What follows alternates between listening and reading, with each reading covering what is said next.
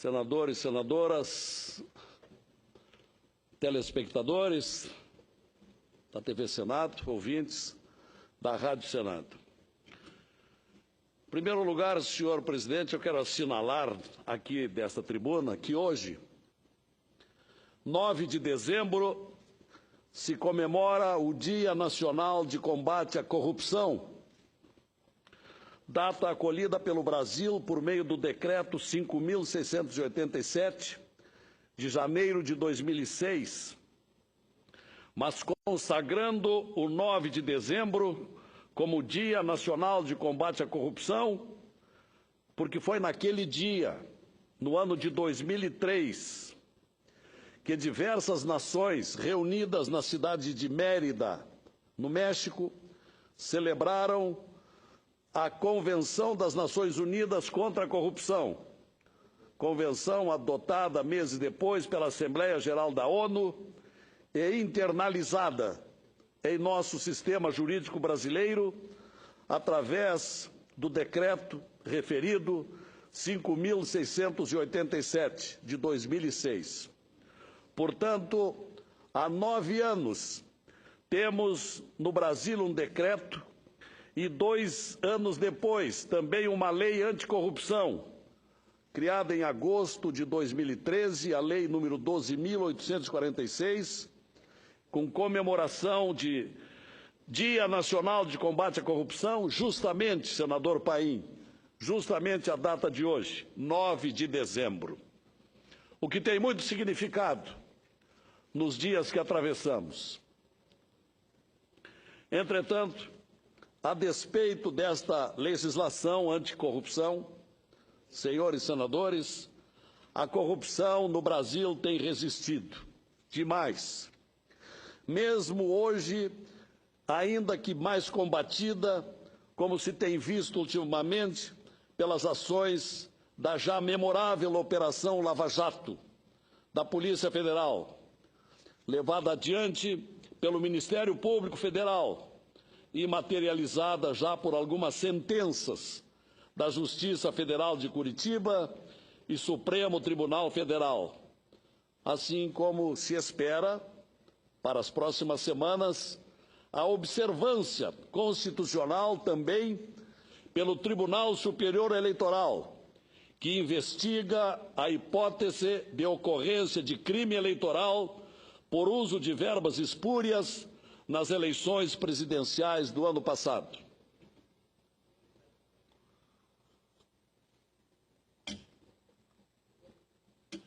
O Brasil, senhor presidente, não pode viver sob governos ilegítimos quando maculados pela corrupção, pois temos leis anticorrupção e, nesse mesmo sentido, subscrevemos aquela Convenção Internacional contra a Corrupção no ano de 2006. Apesar disso, lastimavelmente, nós figuramos hoje, conforme o ranking da ONG Transparência Internacional, figuramos num constrangedor 69º lugar entre os países menos corruptos no mundo inteiro. Não somos dos menos, mas dos mais corruptos, lastimavelmente. É por isso, senhores senadores, que precisamos de investigações. Se a Polícia Federal investiga, se o Ministério Público investiga, se os magistrados instruem processos, por que o Congresso Nacional, e nesta hora, por que não a Câmara dos Deputados, instituição com finalidade também investigatória do governo, por que não haverá de investigar? É por isso que somos, ao menos uma parcela do meu partido, o PDT, somos pela abertura da investigação para saber se houve ou não houve crime. É o que queremos e que propõe um trio de grandes juristas brasileiros. Uma investigação para saber se houve ou não motivos para o prosseguimento do processo de impedimento da Presidente da República. hoje tão rejeitada pelas pesquisas de opinião por seus tantos erros e omissões de gestão. Ora, senhores senadores, se o governo Dilma não cometeu irregularidades, se não vem governando mal o país, se não descumpriu as promessas, não tem o que temer. Mas não esqueçamos que o processo de impeachment, além de jurídico, é também processo de caráter político. Foi o que aconteceu no governo Collor, na década de 90, impedido pelo Congresso, depois foi absolvido pelo Judiciário. Foi um impedimento de ordem política, em razão do clamor da população insatisfeita. Os erros presidenciais cometidos administrativamente e principalmente por suas relações promíscuas, então com PC Farias e outros. Todos estão bem recordados daquilo que aconteceu. Será que a atual presidente da República também não tem permitido ilações sérias em razão de seu partido, com 2 tesoureiros condenados, um que já esteve preso e outro que está preso, Delúbio e Vacari, além do ex-ministro de Proa, José Dirceu, o atual líder do governo na prisão?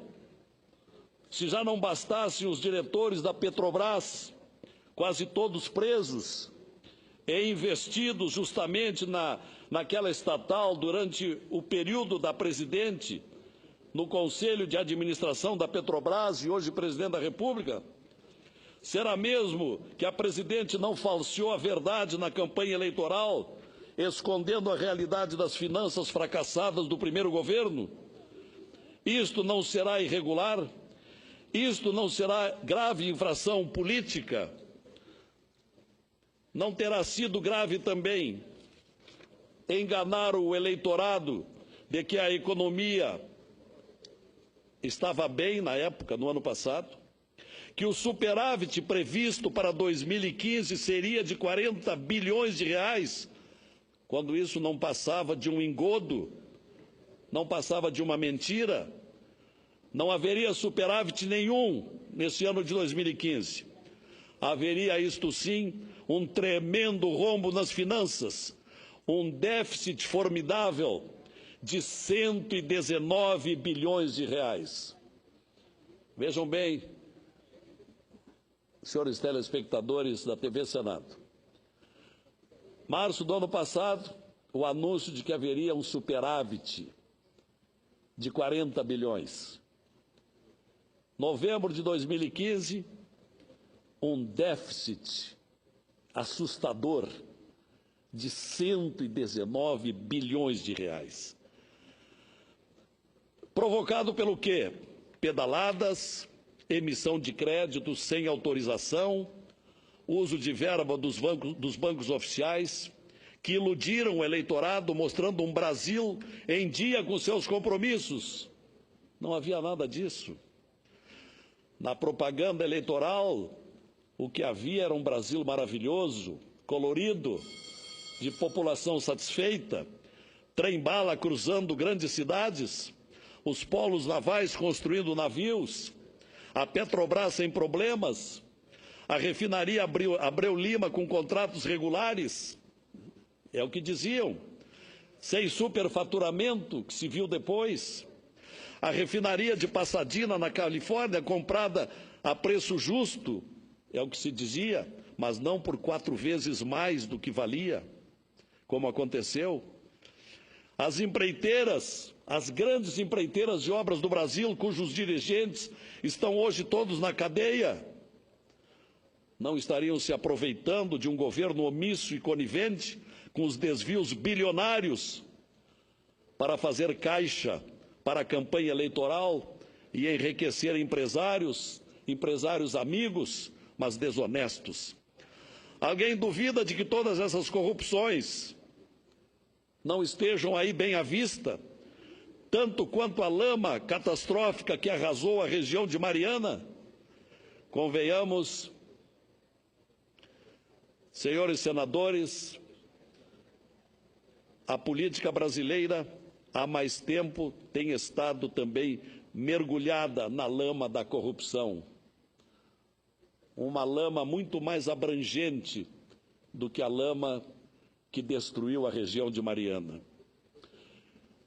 Então, senhor presidente, senhores senadores, esta é a realidade que estamos vivendo nesses dias convulsionados, enquanto que a Câmara dos Deputados tenta instalar uma comissão especial para investigação. Surgiu uma chapa alternativa no dia de hoje. Gerou-se uma verdadeira balbúrdia no plenário da Câmara e dali uma ação judicial levada ao Supremo e onde o ministro Fachin estabeleceu a interrupção do processo até a próxima quarta-feira, 16, quando o plenário do Supremo Tribunal Federal irá dirimir a dúvida como deverá ser instalada a comissão especial para a averiguação das condições ou não para o impeachment da presidente da República.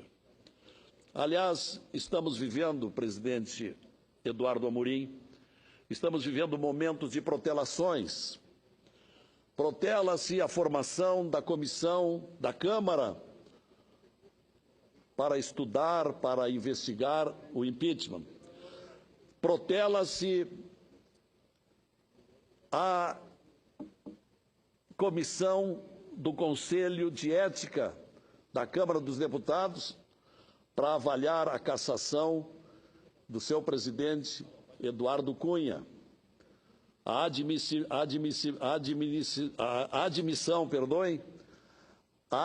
admissão ou não do pedido está ainda sendo protelado. Protela-se tudo no Brasil de hoje, presidente. Protela-se tudo, mas a pior protelação que está acontecendo é a protelação da crise econômica que abala as estruturas da vida de todo mundo neste país, com a inflação nos 2 dígitos, com o desemprego passando dos 9% para 12%, como ainda dizia ontem, num encontro de 2 dezenas de senadores com o ex-ministro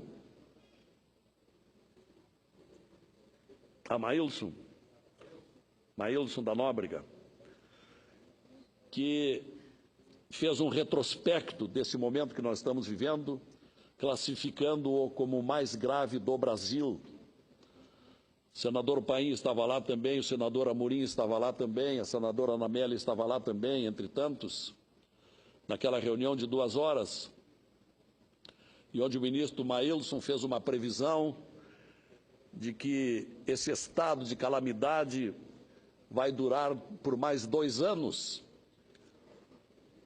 e que esse PIB negativo de 3,2 desse ano poderá chegar a 4 e no ano que vem poderá chegar também a no mínimo 3% negativos. É uma situação dolorosa que nós estamos vivendo. E nesse particular, senhor presidente, é que eu quero deixar aqui também uma palavra de discordância com o meu partido. Eu estou muito aborrecido com a precipitação da cúpula do PDT, se não de toda a cúpula, de parte do PDT, que se posiciona contra a investigação, que não quer a investigação sobre o impeachment, onde alguns colegas do nosso partido se tornam mais passionais que os próprios defensores do PT. Agora há pouco fui procurado por 3 prefeitos pedetistas do meu estado, Rio Grande do Sul. Prefeito Jarbas Calieiro, do PDT, prefeito de Barros Cassal. Prefeito Lírio Zarichita, de Três Arroios. Prefeito Jorge Agazi, de Mato Castelhano, foram levar uma palavra de solidariedade, de apoio, dizendo que grande parte dos prefeitos pedetistas do Rio Grande do Sul estão contra essa atitude precipitada do presidente do PDT nacional de não querer a investigação para saber se há ou não há elementos para o impeachment.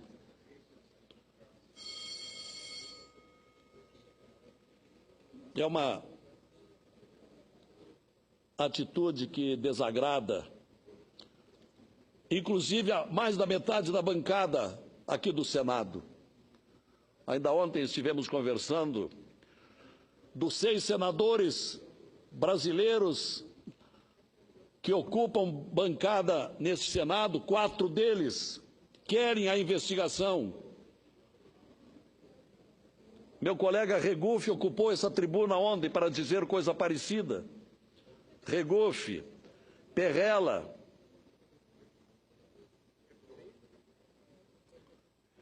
Cristóvão e eu, dos 6 senadores pedetistas do Senado, querem a investigação, querem que se leve a sério a investigação.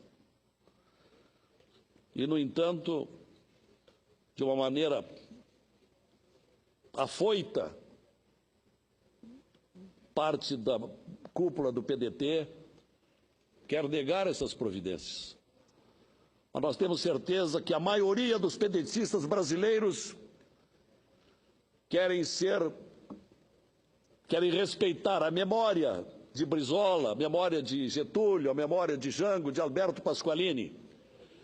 Eu fico me imaginando, senador Aloysio, se Brizola vivesse, ele como fundador do PDT, estaria conforme a tudo que se fez com a Petrobras.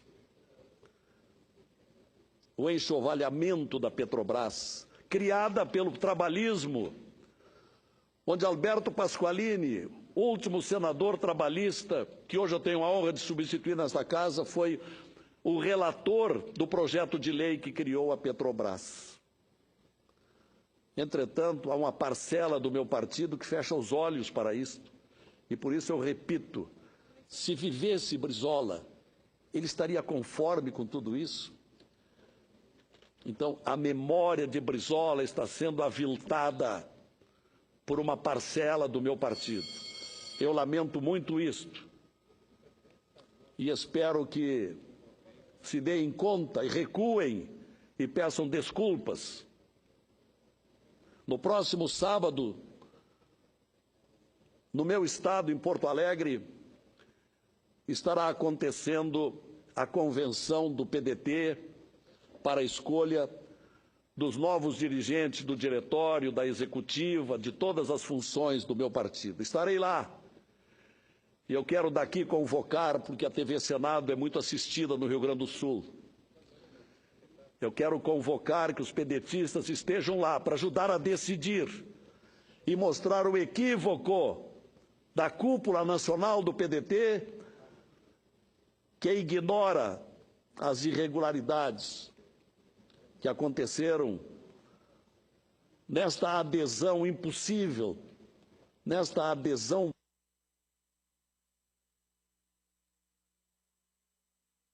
pretexto, aderiram ao governo sob o pretexto de ajudar na governabilidade. Eu me permito perguntar para encerrar, mas que governabilidade é esta? Que governabilidade é esta a que aderiu o meu partido em troca de um ministério e alguns carguinhos? Não é da índole de Brizola, de Alberto Pasqualini, o toma lá da cá. E é preciso que a gente impeça o prosseguimento desse abuso, para que amanhã ou depois, esses mesmos dirigentes do PDT, se porventura assumir logo ali adiante um outro partido, seja o PMDB, seja o PSDB, não sejam dos primeiros da fila para pedirem um ministério ou pedirem um emprego. Obrigado, senhor presidente.